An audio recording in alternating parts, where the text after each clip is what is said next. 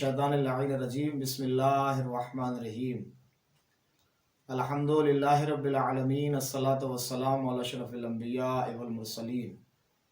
خاتم النبیین سیدنا و نبینا و حادینا و طبیب نفوسنا مولانا و مولا الثقلین جد الحسن والحسین ابی القاسم محمد وعلی اہل بیتہ الطیبین الطاہرین المعصومین المظلومین ولعنت اللہ علی اعدائہم وغاصب حقوقہم ومنکر فضائلہم اجمعین. اما بعد، قال رسول اللہ صلی اللہ علیہ وآلہ وسلم ان الحسین مصباح الہدی وسفینۃ النجاۃ. مسلسل ناظرین کرام کی بارگاہ میں تحریک ادب کے حوالے سے اور تحریک ادب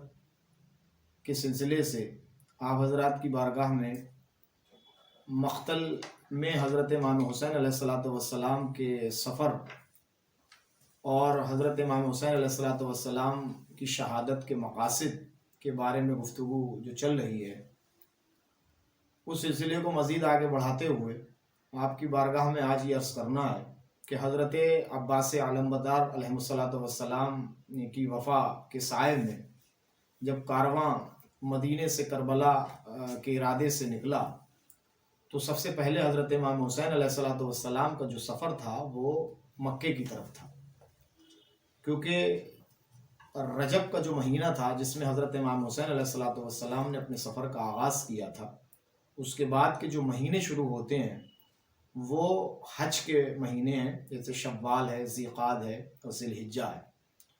تو اس لیے حضرت امام حسین علیہ السلام کو مکہ جانا تھا اور مکے سے ہوتے ہوئے کربلا یا کوفے کی طرف آپ کو روانہ ہونا تھا.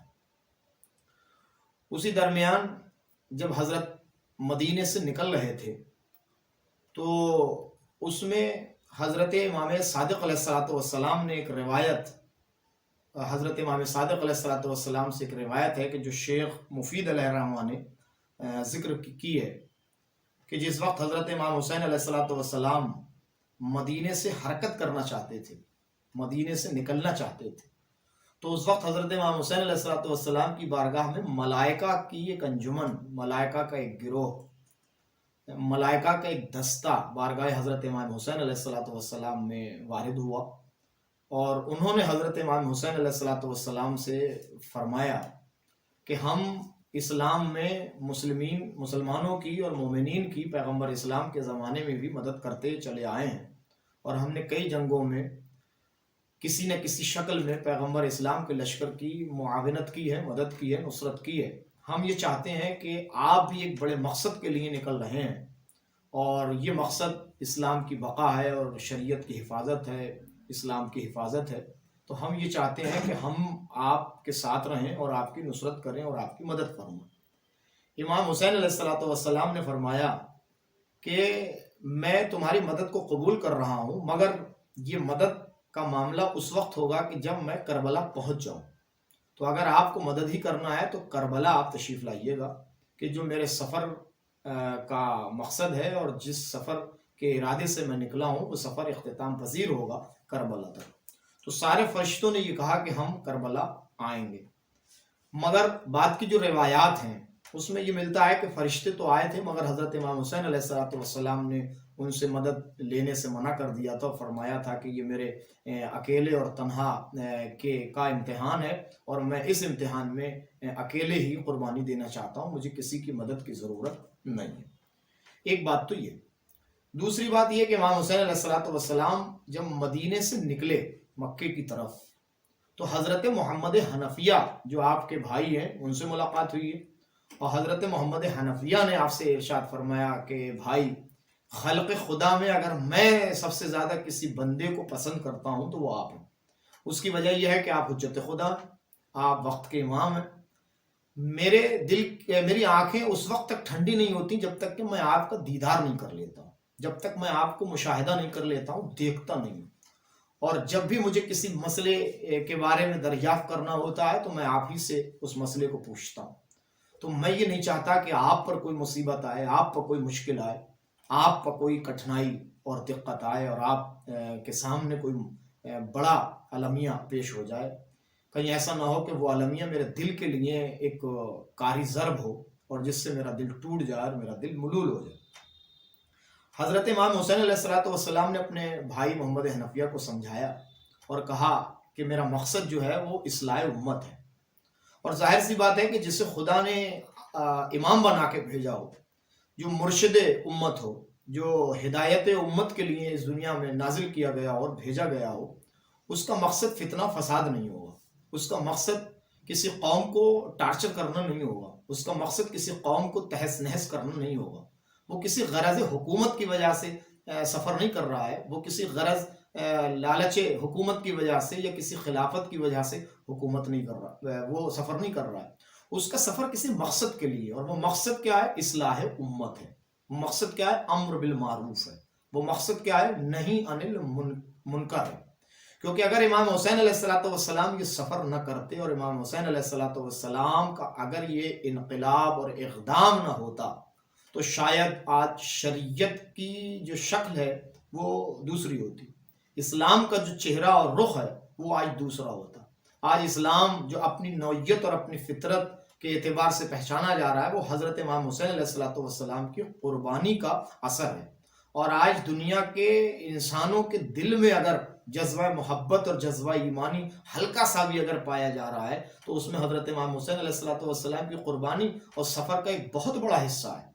کیونکہ کربلا کا کوئی فائدہ ہو یا نہ ہو، لیکن ایک بہت بڑا فائدہ ہے کہ آج دنیا میں کوئی اپنے آپ کو ظالم کہلانے کے قابل نہیں ہے۔ کوئی آدمی یہ نہیں چاہتا کہ مجھے ظالم کہا جائے، ہر آدمی مظلوم بننے کی کوشش کر رہا ہے۔ تو یہ امام حسین علیہ السلام کی قربانی کا اور امام حسین علیہ السلام کے اقدام کا اور آپ کے سفر کا نتیجہ ہے۔ بہرحال حضرت محمد حنفیہ علیہ السلام سے امام مظلوم کربلا کی ملاقات ہوئی ہے، اور ملاقات کے بعد آپ نے ساری باتیں سمجھائی ہیں۔ اس سمجھانے میں آپ نے ایک دستاویز، ایک وصیت نامہ حضرت محمد حنفیہ کو تحریر فرمایا اور لکھا ہے کہ جس کو میں آپ کی بارگاہ میں نقل کرتا ہوں اس کتاب سے کہ جو میرے ہاتھ میں ہے۔ حضرت نے فرمایا خداوند بشما پاداش نیک دہت مگر قرآنی کے برجد نازل شدیاس نخواہد آیت کی می فرمایت۔ پھر اس کے بعد کیا ہے؟ اینما تکونوا یدرککم الموت ولو کنتم فی بروج المشیدہ۔ یہ قرآن مجید کے سورہ نساء کی آیت ہے کہ جس میں آپ نے ارشاد فرمایا کہ انسان چاہے مضبوط قلعوں کے اندر بھی کیوں نہیں چھپ کے بیٹھ جائے، مگر موت کا فرشتہ وہاں بھی اس کو پالے گا، وہاں بھی اسے درک کر لے گا۔ مقصد یہ کہنا تھا کہ آپ مجھے روک رہے ہو کہ میں مکہ چلا جاؤں یا یمن چلا جاؤں، تو میں یمن یا مکہ کہیں بھی چلا جاؤں، موت کا فرشتہ وہاں تک جائے گا، کیونکہ مقصود نظر الہی یہی ہے کہ میں کربلا میں شہید کیا جاؤں اور میں کربلا میں اپنی قربانی اور اپنے چاہنے والوں کی قربانی پیش کروں۔ تو جب محضر نام شہادت منتخب ہے، جب رضا الہی یہ ہے کہ میری قربانی ہو تاکہ میری قربانی سے اسماعیل کی قربانی رنگ لے کے آئے اور اسلام کی بقا ہو جائے، تو میں کہیں بھی چلا جاؤں مجھے ذرہ برابر جو ہے وہ موت سے چھٹکارا نہیں مل پائے گا۔ کیونکہ حضرت محمد حنفیہ نے آپ کو یہ اشارتاً آپ سے کہا تھا کہ یا تو آپ مکے چلے جائیے کیونکہ مکہ امن کی جگہ ہے، یا آپ مکے میں اگر اپنے لیے خطرہ محسوس کر رہے ہیں تو آپ یمن چلے جائیے، کیونکہ یمن میں آپ کے چاہنے والے موجود تھے۔ حضرت علی علیہ السلام کے ماننے والے اور آپ کے شیعہ، آپ کے شہداء، آپ کے ولایت کے قائل، آپ کی امامت کے قائل افراد وہاں موجود تھے۔ اس لیے آپ نے حضرت امام حسین علیہ السلام کو یہ مشورہ دیا کہ آپ وہاں چلے جائیے کیونکہ وہاں آپ کے چاہنے والے موجود ہیں۔ مگر امام حسین علیہ السلام نے جو خط حضرت محمد حنفیہ کو دیا اس میں اپنے سفر کے مقصد کا اظہار فرمایا۔ آپ نے فرمایا کہ بسم اللہ الرحمن الرحیم، یہ وہ خط ہے کہ جو حضرت امام حسین علیہ السلام نے محمد حنفیہ کو تحریر فرمایا تھا۔ آپ نے فرمایا کہ ھذا ما اوصى به الحسین ابن علی ابن ابی طالب الى اخی محمد المعروف ابن حنفیہ۔ یہ وصیت ہے حسین ابن علی علیہ السلام کی اپنے بھائی کی طرف کہ جنہیں محمد کہا جاتا ہے کہ جو معروف ہیں ابن حنفیہ کے نام سے، یعنی محمد ابن حنفیہ جنہیں کہا جاتا ہے۔ ان الحسین یشہد ان لا الہ الا اللہ وحدہ لا شریک لہ۔ میں بے شک یعنی حسین، بے شک حسین یعنی اپنی آپ کو کہا کہ میں حسین گواہی دیتا ہوں کہ اللہ کے علاوہ کوئی خدا نہیں ہے، وہ وحدہ لا شریک ہے۔ اس کے بعد فرمایا وَأَنَّ مُحَمَّدًا عَبْدُهُ وَرَسُولُهُ، اور میں گواہی دیتا ہوں کہ محمد اس کے بندے ہیں اور اس کے رسول ہیں، جاء بالحق من عند الحق، جو حق لے کر آئے، حق کے ساتھ آئے، حق لے کر آئے، حق کے ساتھ آئے، اور ان کا مقصد حق پہنچانا ہے۔ وَأَنَّ الْجَنَّةَ وَالنَّارَ حَقٌّ، اور یہ بات بھی یاد رکھنا چاہیے کہ جنت بھی حق ہے اور جہنم بھی حق ہے، دونوں حق ہیں۔ وہ معاملہ یہ ہے کہ جنت کا استحقاق اور جہنم کا استحقاق عمل کے اعتبار سے ہوگا۔ اگر بندہ عمل حسنہ کرتا ہے تو مستحق جنت ہے، اگر بندہ عمل سیئہ کرتا ہے، برائی کرتا ہے، تو اس کا پھر ٹھکانہ جہنم ہے۔ اس لیے یہ دونوں لفظ استعمال کی۔ ہم جب تلقین کی لفظیں پڑھتے ہیں اور جب ہم سرہانے اپنے مرنے والے کے بیٹھتے ہیں اور وہاں جب تلقین پڑھی جاتی ہے تو اس میں بھی یہ فقرہ دہرایا جاتا ہے، ان الجنت والنار حق، ان الجنت حق والنار حق، یعنی جنت بھی حق ہے اور جہنم بھی حق ہے۔ وَأَنَّ السَّاعَةَ آتِيَةٌ لَا رَيْبَ فِيهَا، اور ایک وقت وہ جسے قیامت کا کہا جاتا ہے، اس میں ذرہ برابر شک و شبہ نہیں ہے، وہ تو ہونا ہی ہے، وہ تو آنا ہی ہے۔ تو جب جہنم حق ہے، جنت حق ہے، قیامت کا دن آنے والا ہے، تو ظاہر سی بات ہے کہ پھر قیامت کے دن ظالم کی کوئی بات نہیں سنی جائے گی، مظلوم کی داد رسی ہوگی، مظلوم کی ہر بات سنی جائے گی، ظالم سے مواخذہ کیا جائے گا، ظالم سے اس کے ظلم کا بدلہ لیا جائے گا۔ پھر اس کے بعد فرماتے ہیں ان اللہ یبعث من فی القبور، قبروں میں جانا، قبروں میں پہنچنا، قبروں کے عذاب، یعنی ہمارا مرنے کے بعد جو ٹھکانہ پہلا منزل ہے اور پہلا ٹھکانہ ہے وہ قبر ہے، ہمیں قبر کے اندر بھی جانا ہے۔ وَإِنِّي لَمْ أَخْرُجْ عَشْرًا وَلَا بَطْرًا وَلَا مُفْسِدًا وَلَا ظَالِمًا، یہ ہے مقصد سفر امام حسین علیہ السلام کا، کہ جو اس وصیت نامے میں امام نے ارشاد فرمایا انی لم اخرج، میں نہیں نکل رہا ہوں، یعنی میرا مدینے سے جو سفر ہے اور میرا جو خروج ہے، میرا جو نکلنا ہے، وہ عشرًا کسی شر کی وجہ سے نہیں ہے کہ میں کہیں فساد پھیلانے جا رہا ہوں، میں کہیں فتنہ بونے جا رہا ہوں، ولا بطرن، اور نہ میں کسی تکبر کی وجہ سے جا رہا ہوں، کسی گھمنڈ کی وجہ سے جا رہا ہوں۔ تو یہ ایک اشارے ہیں، ولا مفسدن، اور نہ میں فساد کے لیے جا رہا ہوں، ولا ظالمن، اور نہ میں ظلم پھیلانے کے لیے جا رہا ہوں۔ اس کا مطلب یہ ہے کہ جب یہ چیزیں امام حسین نہیں کرنے جا رہے ہیں تو اس کے خلاف جو چیزیں آئیں گی، اس کے اپوزٹ جو چیزیں آئیں گی، اس کی ضد میں جو چیزیں آئیں گی، اس لیے امام حسین علیہ السلام، اس کے لیے امام حسین علیہ السلام جا رہے ہیں۔ یعنی میرا کام شرریوں سے جہاد کرنا ہے،